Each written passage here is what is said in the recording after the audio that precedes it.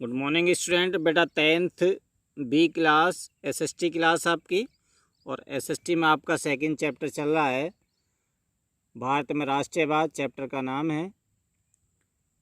और last video में हमने पढ़ा था 10 अप्रैल 1919 को पुलिस ने अमृतसर में एक शांतिपूर्ण जुलूस पर गोली चला दी, तो उसमें बहुत सारे लोग जख्मी भी हुए। और उसके बाद लोगों ने क्या किया, तो हेडिंग है आपका अब लोगों ने क्या किया।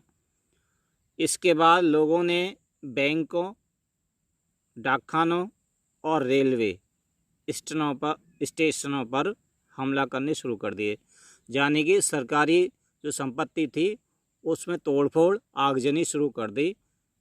लोगों ने गुस्से में आकर के, जो भीड़ थी उसने ये कार्य कर दिए स्टार्ट। जो सरकार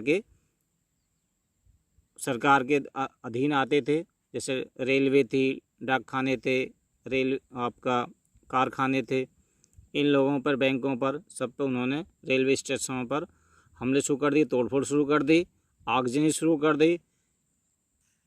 इस पूरी स्थिति पर काबू पाने के लिए जब इस तरह की घटनाएं पूरे ऑल ओवर इंडिया में होने लगी, तो इस स्थिति को काबू में पाने के लिए, भीड़ को रोकने के लिए, इस तरह की घटनाओं को रोकने के लिए अंग्रेजी सरकार ने मार्शल लॉ लागू कर दिया, मार्शल लॉ लगा दिया। मार्शल लॉ क्या होता है उसके बारे में बात करेंगे। भारत में उस समय यह पद जनरल डायर को दिया गया था। तो मार्शल लॉ क्या होता है उसके बारे में पढ़ेंगे। मार्शल लॉ में मिलिट्री के सबसे उच्च पद के अफसर को सरकार का मुखिया बना दिया जाता है। प्रधानमंत्री, राष्ट्रपति की कोई पावर नहीं रहती है उस समय पे।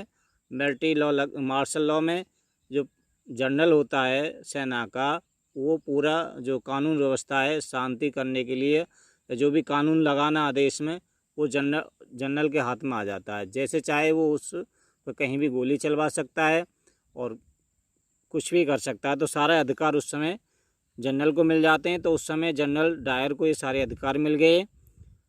और भारत में उस समय जलियांवाला बाग हत्याकांड के बारे में हम पढ़ते हैं, मार्शल लॉ, और मार्शल लॉ के बाद आता है जलियांवाला बाग हत्याकांड।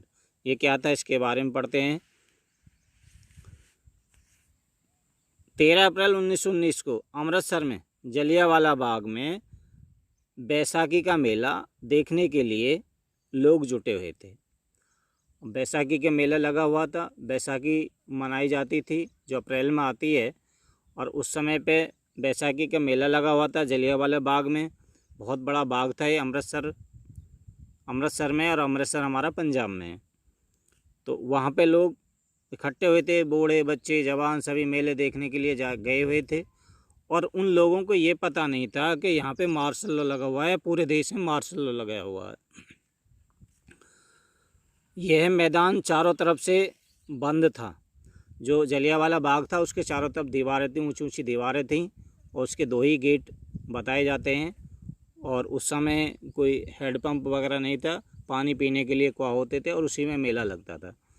तो वहाँ पे बहुत बड़ा बाग था, उसी में लोग जुटे हुए थे, सभी मेला देखने के लिए आए हुए थे। लोगों को यह पता नहीं था कि इस इलाके में मार्शल लॉ लगा हुआ है, ठीक है, उन्हें पता नहीं था, इसके बारे में जानकारी नहीं थी। इसके बाद उसके सिपाहियों ने भीड़ पर अंधाधुंध गोली चला दी। किसके सिपाहियों ने? मार्शल लॉ लगा हुआ था, और डायर उस समय आए और दीवारों पर उनके सिपाही खड़े हो गए, और विदाउट एनी वार्निंग, मतलब किसी सूचना के बिना ही उन्होंने उन पर गोली चलाना स्टार्ट कर दिया। जो भीड़ वहाँ पे थी, छोटे बच्चे, जवान, सभी थे उसमें, महिलाएं वगैरह सभी लोग थे उसमें और मेले में, और उन पर जो है अंधाधुंध गोलियां चलानी शुरू कर दी। सैकड़ों लोग मारे गए।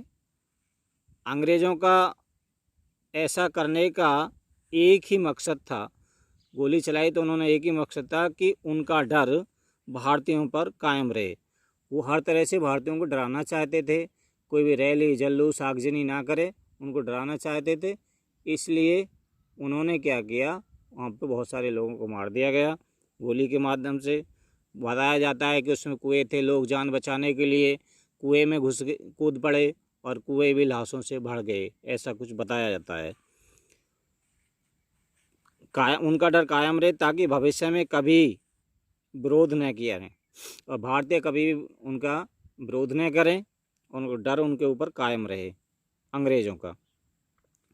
परंतु भारतीयों ने जितनी भी सरकारी इमारतें थीं उन पर हमला करना शुरू कर दिया। दोबारा से उन्होंने फिर हमला शुरू कर दिया भारतीयों ने। और जब महात्मा गांधी जी को पता चला कि सत्याग्रह आंदोलन को नकारा जा रहा है, तो उन्होंने सत्याग्रह को वापस ले लिया। गांधी जी को ऐसा लगा कि जो सत्याग्रह अब हिंसा की तरफ जा रहा है, अहिंसा की तरफ नहीं। तोड़फोड़ हो रही है, लोग मारे जा रहे हैं बेवजह, गोली चला रही है सरकार, गवर्नमेंट गोली चला रही है उन पर, और निर्दोष लोग भी उसमें मारे जा रहे हैं। तो उन्होंने ऐसा लगा इस तरह से लोग मारे जाएंगे बेवजह, बहुत से निर्दोष लोग भी मारे जा रहे हैं, क्योंकि उसमें जलियांवाले बाग में बहुत सारे लोग, छोटे बच्चे बूढ़े, जो भीड़ में गिर गया वो पैरों से ही कुचल गया, इस तरह की घटनाएं वहाँ पे घटी। तो उन्होंने, गांधी जी ने क्या किया, भाई इसे कॉल ऑफ कर दो, असहयोग आंदोलन को, इसे बंद कर दिया गया उनके द्वारा। असहयोग आंदोलन को बंद करना पड़ा गांधी जी को। ऐसा लगा कि ये जो आंदोलन है वो हिंसा की तरफ जा रहा है, अहिंसा की तरफ नहीं। तो इस तरह से बहुत बड़ा हत्याकांड वहाँ पे हुआ जलियांवाले बाग में। और जलियांवाले बाग के में जो हत्याकांड हुई उससे पूरा देश सहम गया। और कहा जाता है कि ऊधम सिंह ने, उस समय छोटे थे, उनके पिता भी उसमें मारे गए, तो उन्होंने एक शपथ खाई थी कि मैं जब तक जनरल डायर को नहीं मार दूंगा, जब तक चैन से नहीं रहूँगा। तो बिलात में जाकर जैसे उनकी सेरेमनी हो रही थी कि भारत में जाकर इन्होंने सारे जो भारतीयों का जो चल रहा था आंदोलन उसको सबको बंद करा दिया, शांति ढंग से चल, देश आगे शांति बहाल हो गई है देश में। तो उन्हें वहाँ पे अवॉइडेड किया जा रहा था, मतलब सेरेमनी की जा रही थी, उन्हें मालाएं पहना दी जा रही थी। उसी समय ऊधम सिंह जाते हैं और स्टेज के सामने जा कर के उनको, डायर को गोलियों से भून देते हैं। तो इस तरह की घटनाएं भी उस समय घटी। बहुत सारी घटनाएं ऐसी घटी स्वतंत्रता के आंदोलन में। बहुत सारे लोगों ने अपना बलिदान दिया, बहुत सारे बच्चे बिना फादर के हो गए, बहुत सारे बच्चे अनाथ हो गए बेचारे, किसी का फादर मारा गया।